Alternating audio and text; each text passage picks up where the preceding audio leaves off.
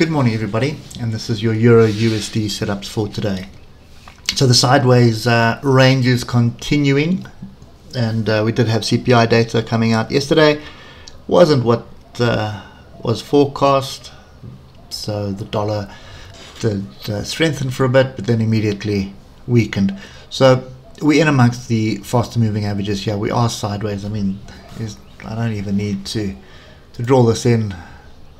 You know, any 2-year-old could tell you that that's going sideways.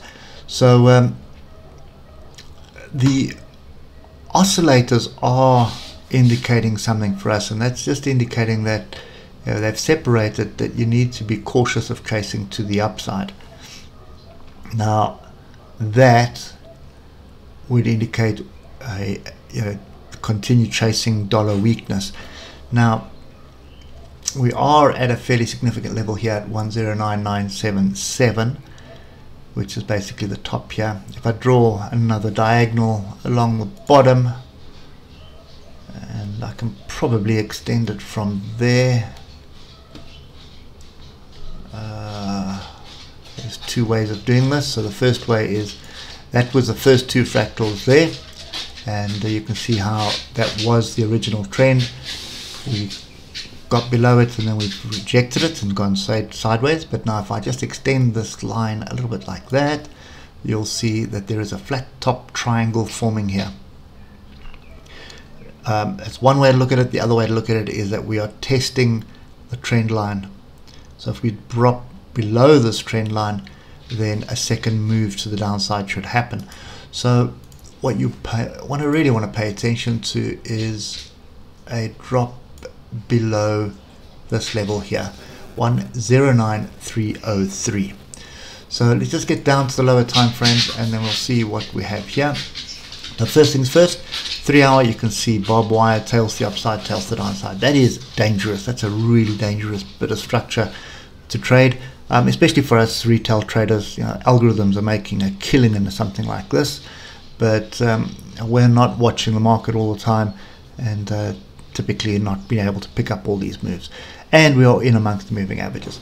However, we do have a crossover the moving averages, and we are ever so slightly pointing to the upside.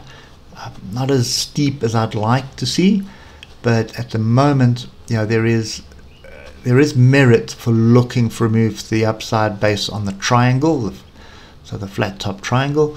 But there's also merit to be looking to the downside.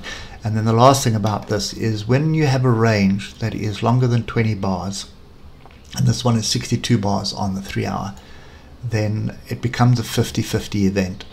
So less than 20 bars, if you're sort of moving down and you have a 20 bar range or less, the odds of breaking to the downside, or the odds of any break to the downside continuing, are much higher than what they currently are. Okay, so you need to just take this whole week and sort of brush it under the carpet, in my view anyway, well, the last 2 weeks, because there hasn't been much opportunity for retail trading in the last 2 weeks here.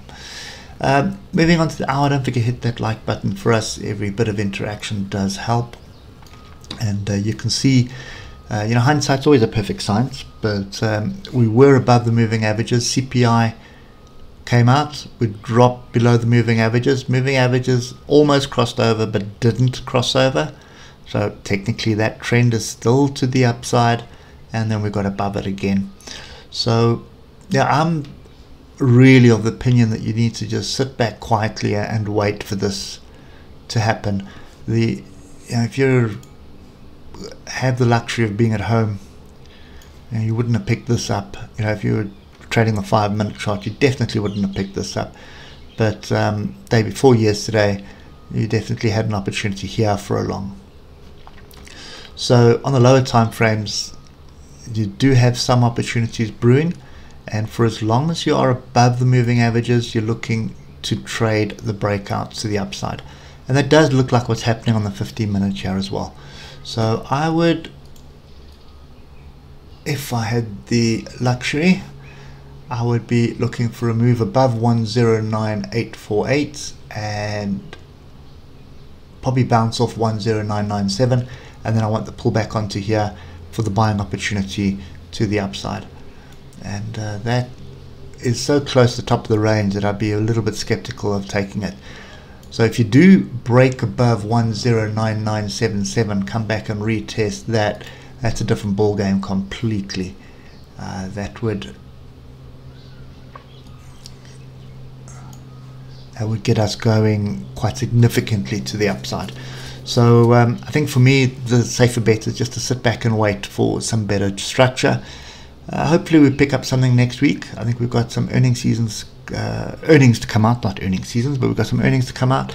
So that should impact some of the indexes. But depending on what's happening with retailers and banks, the likes, that could also impact the dollar as well. So yeah, my advice is sit back and wait. You probably see something. There should be a breakout one way or another happen soon. So it eventually will happen.